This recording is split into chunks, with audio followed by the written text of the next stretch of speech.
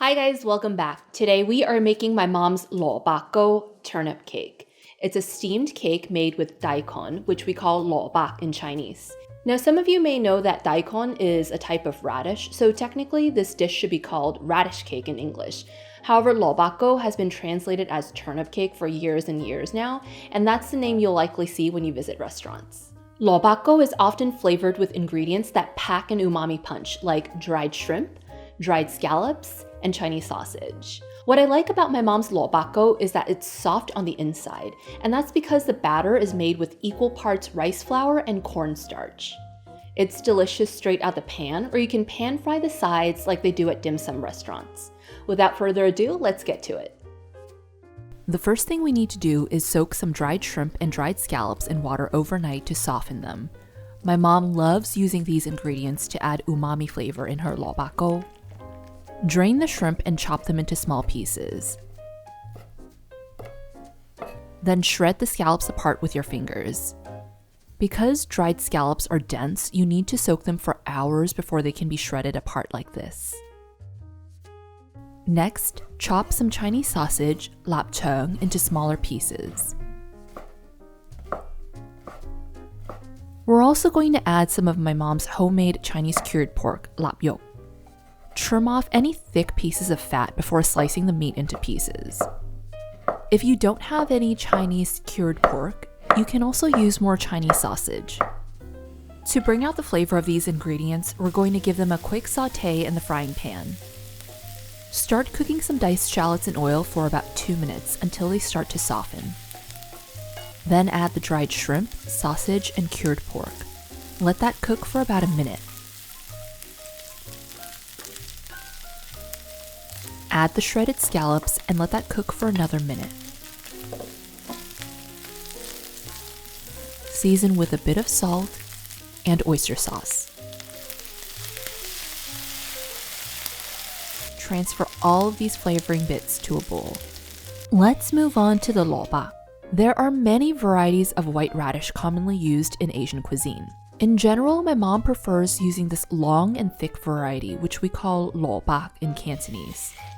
In grocery stores, I commonly see them labeled as daikon, which is Japanese for big root. My mom typically grates the lo by hand. I find this labor intensive, so I prefer to grate the lo in a food processor.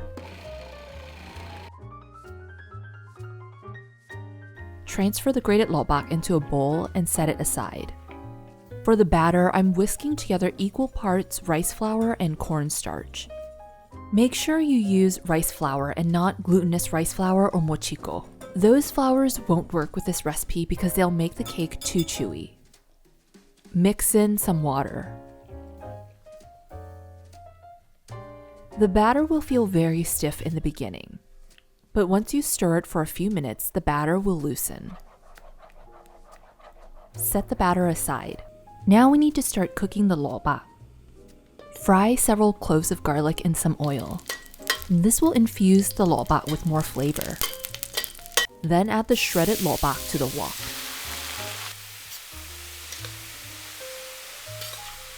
Add some water. When cooking lo, my mom always adds a few pieces of rock sugar to neutralize the slight bitter flavor. Place the rock sugar in the water so that they dissolve more easily. If you can't find rock sugar, you can use regular granulated sugar instead. Add some salt, white pepper, granulated garlic, and chicken bouillon powder. The chicken bouillon powder just adds more umami flavor, and you can leave it out if you don't have it. Cover the wok and cook the lo on high for 5 to 7 minutes. Dig out the cloves of garlic. Then add the flavoring bits and stir to distribute them evenly.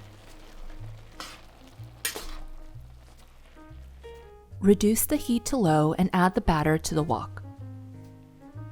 Stir everything until the batter is thick and no longer runny.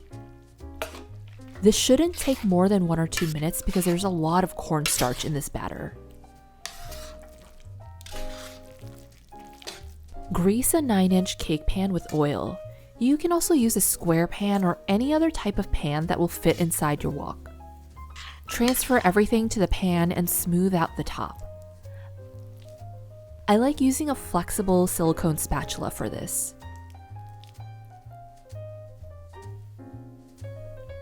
My mom usually dips a wok spatula in some water and uses the back of the spatula to smooth out the top.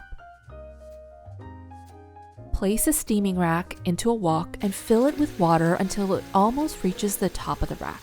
Then bring the water to boil. Carefully place the lobako over the steaming rack. Cover and steam on medium-high heat for 40 minutes. Make sure to replenish the water after 25 minutes because it evaporates. Alright, it's now cooked. You can let the lobako cool for 30 minutes to an hour before slicing and eating. If you want to pan fry the lobako, which quite honestly is my favorite way of eating it, let the cake cool and set completely before slicing. Otherwise, the cake will be soft and mushy. It's even better when you refrigerate it overnight before pan frying. Add some oil to a nonstick pan and pan fry the pieces of lobako until they're golden brown on the sides. I highly recommend using a nonstick pan for this so that the cake doesn't stick to the pan. Once the lobako is fried up, I usually eat it with lao ganma chili crisp.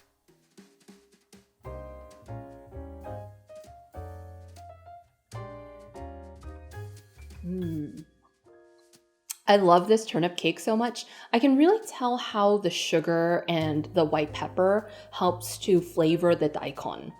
This is so good. It's packed with umami flavor. I can really taste the dried seafood in there too. It's so good. And now for a mini Chinese lesson. In Cantonese, turnip cake is lo ba go, lo ba go. In Mandarin, it's pronounced luo bo gao, luo bo gao. In Toisan, it's lo ba gao, lo ba gao.